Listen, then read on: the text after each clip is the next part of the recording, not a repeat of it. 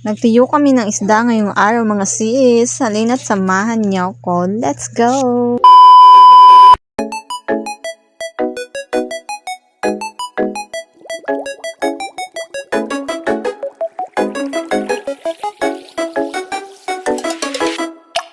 Sa pagtutuyo ng isda, syempre, ang una niyong gagawin ay pagpili. Kasi hindi naman sa lahat ng oras ay pipiliin ka. At pagkatapos nga nating mamili, sunod nga pala naming ginawa ay ang pagbibiyak o ang paghahati ng isda sa dalawang part.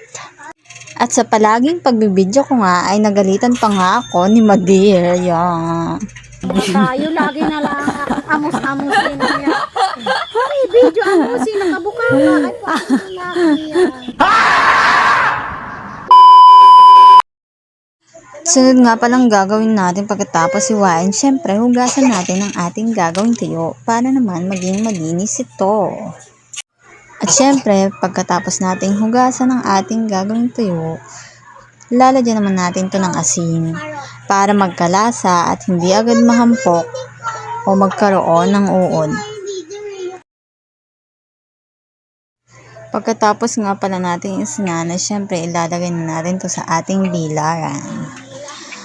Nilagyan nga pala yan ni Madir ng net para daw mas madali siyang makatulo at matuyo. 'Di ba? Kasi pag walang net yan, matagal magtititi yung yung tubig. So, baka mabulok yung isda natin. Ganun. Kung di pa nga pala kayo nakapollow, i-follow nyo na ako para updated kayo sa susunod naming video.